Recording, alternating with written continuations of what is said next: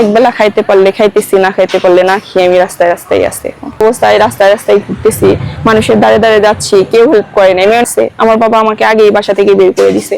তারপরেও আমার যারা কাজিন ছিল, আমার আত্মীয় স্বজনরা আমার বাবাকে অনেক বুঝাইছে যে আমি যেন তার বাসায় যেয়ে থাকতে পারি। এই ঘটনার পরে আমার থাকার জায়গা নাই দেখে তারা বলছে যে আমার বাবাকে যে মেয়েকে তাহলে থাকতে দাও। তো আমার বাবা ডাইরেক্টলি বলছে আমার মেয়েকে আমি বাড়িতে উঠাবো না, যে আমার কাছে রিকোয়েস্ট করতে আসবা সে তোমার তাদের বাসায় নিয়ে রাখো, আমি রাখবো না। আমার মেয়েকে আমি কোনো অবস্থাতে বাসায় উঠাবো না, যে মেয়ে একবার চলে গেছে সেই মেয়েকে আমি বাড়িতে উঠাবো না। এই জন্য আমি এক একদিন হয়তো যেখানে জায়গা পাই নিজের আত্মীয় স্বজনের বাসায় থাকতেছি।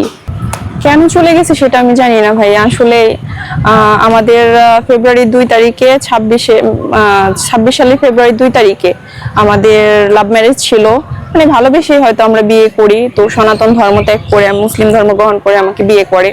বিয়ের পর থেকে সবকিছুই আমাদের ঠিক ছিল ধীরে ধীরে, ঠিক আছে। আমাদের মধ্যে সম্পর্কটাও মোটামুটি ভালো ছিল, মাঝে মধ্যে ঝগড়া হইতো আবার ঠিক হয়ে যাইতো। কিন্তু ফ্যামিলির সাথে যখন বাড়িতে মা বাবার সাথে কিংবা ফ্যামিলির কাছে যখন যাইতো, আইসা আমার সাথে খুব রাফ বিহেভ করতো, জানি না কি কারণে। তো ধীরে ধীরে এরকম অবস্থায় আমি ওকে দিই। তখন মনে করেন যে আমার সাথে ওর ভালোই, আমাকে ডাক্তার দেখে নিয়ে এসে সবকিছু ঠিকভাবে চলতেছিল। কিন্তু হঠাৎ করে সে আমার সাথে যোগাযোগ বন্ধ করে দেয়, আমার সাথে কন্ট্যাক্ট করে না, ঠিক আছে। তো আমি ওর সাথে অনেক কন্ট্যাক্ট করার চেষ্টা করছি, আমাকে সবকিছু থেকে ব্লক করে দিছে, এমনকি নাম্বার 2টাও চেঞ্জ করে ফেলছে। তার ফ্যামিলিতে যাওয়ার পরের দিন থেকে তাকে আমি খুঁজে পাচ্ছি না, সে গায়েব। তার ফ্যামিলি তাকে গায়েব করে ফেলছে, তার মা মামা সবাই মিলে তাকে গায়েব করে ফেলছে। এখন আমি 3 মাস এক এলাকার মানুষের কাছেও গেছি, তাদের কাছে আমি যে সাহায্য চাইছি, কিন্তু তারা কোনো হেল্প আমাকে করে নাই। আমি তাদের কাছে অনেক রিকোয়েস্ট করছি যে একটা সমঝোতা কিংবা ফ্যামিলির সাথে বসে আমাকে কিছু একটা সমাধান দিক, তারা আমাকে কোনো সমাধান দেয় নাই। তারা ওই ফ্যামিলির থেকে টাকা খেয়ে ওই ফ্যামিলির কথাই বলছে, আমার কোনো কথা বলে নাই।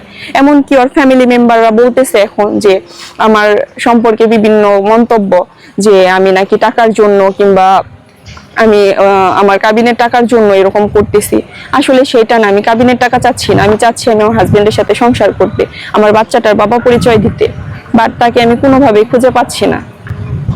আচ্ছা, আপনি কি মনে করেন আসলে আপনার হাজবেন্ডকে কেউ লুকিয়ে রাখছে বা এই জন্য খুঁজে পাচ্ছেন? এক সময় তো আপনাকে অনেক ভালোবাসতো, আপনি বললেন। হ্যাঁ, আমার সাথে সবকিছু ঠিক ছিল, 100%। ওকে হয়তো কেউ লুকিয়ে রাখছে, কিংবা ওর মার কারণে ওর ফ্যামিলির কারণে আমার সাথে কন্ট্যাক্ট করতেছে না।